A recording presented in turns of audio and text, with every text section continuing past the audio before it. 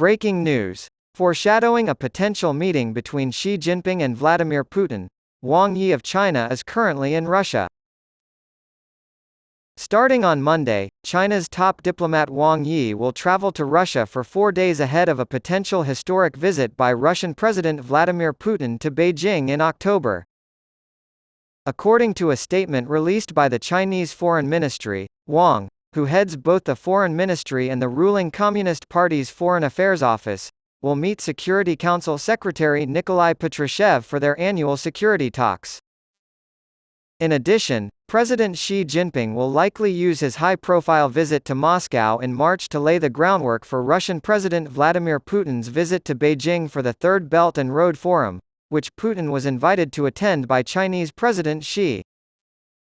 In 2017 and 2019, Putin visited China for the Belt and Road Forums.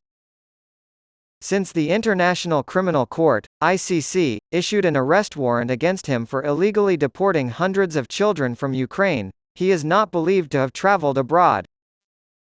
Putin hinted at another trip to China on September 1, saying he expected to meet Xi soon.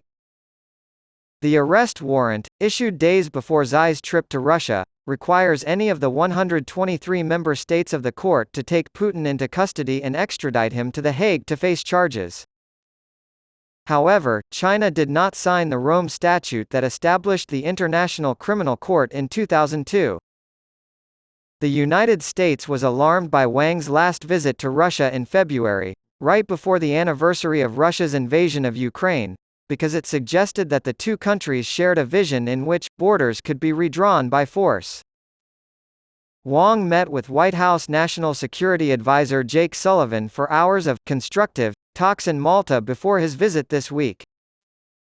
It is possible that Xi and U.S. Vice President Joe Biden will meet this year, and the talks over the weekend were the latest in a series of high-level meetings between U.S. and Chinese officials. Reporting and editing by Ryan Wu and Clarence Fernandez. The top diplomats from the world's two largest economies, China's Wang Yi and the United States' Jake Sullivan, met for 2 days of talks in Malta over the weekend in an effort to smooth the way for a meeting between Presidents Joe Biden and Xi Jinping in November.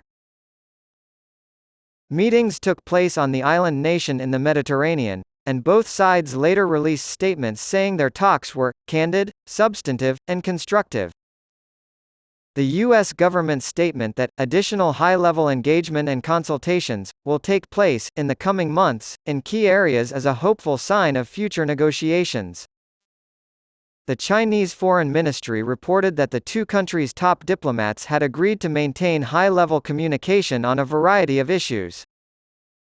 This meeting comes after a number of high-level visits to Beijing from senior American officials in recent months and before President Xi Jinping has the chance to visit the United States in November, when Vice President Joe Biden will host the Asia-Pacific Economic Cooperation (APEC) summit in San Francisco. A senior Biden administration official said Monday that the White House had nothing to announce about a possible meeting between the two leaders following the talks over the weekend, but that Biden hopes to meet with Xi soon. In November of 2022, Biden and Xi met in Bali on the sidelines of the G20 summit. In an effort to keep their tense and contentious relationship from boiling over into conflict, Beijing and Washington have been taking steps, like Wang and Sullivan's meeting, to re-establish and strengthen communication.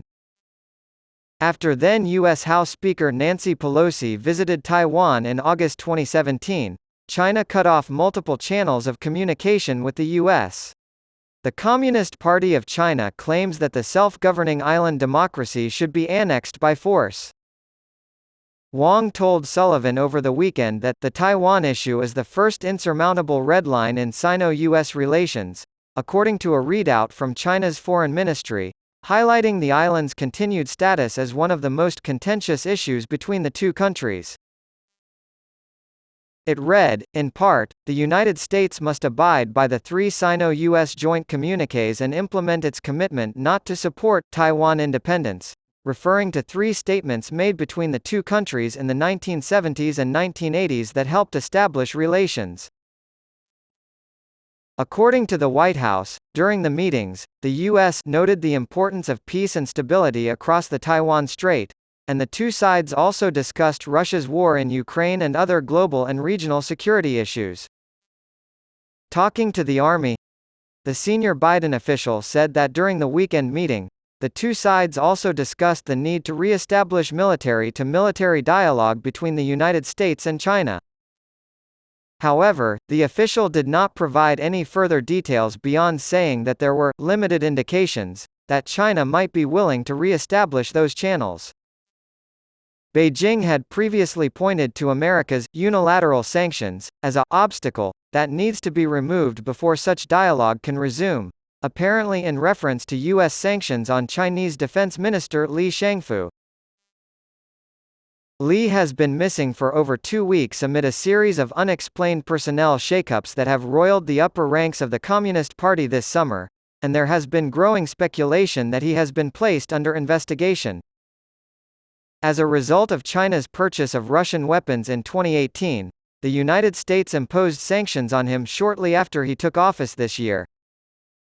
When asked whether Sullivan brought up Li's whereabouts or the dismissal of Chinese Foreign Minister Qin Gang earlier this summer, the Biden administration official said that neither topic came up during the discussions. Wang, who served as foreign minister for a decade up until the end of last year and then again after Qin's removal, is scheduled to visit Moscow on Monday as part of his ongoing diplomatic mission. The Chinese Foreign Ministry announced on Monday that Wang would be visiting the country from September 18 to 21.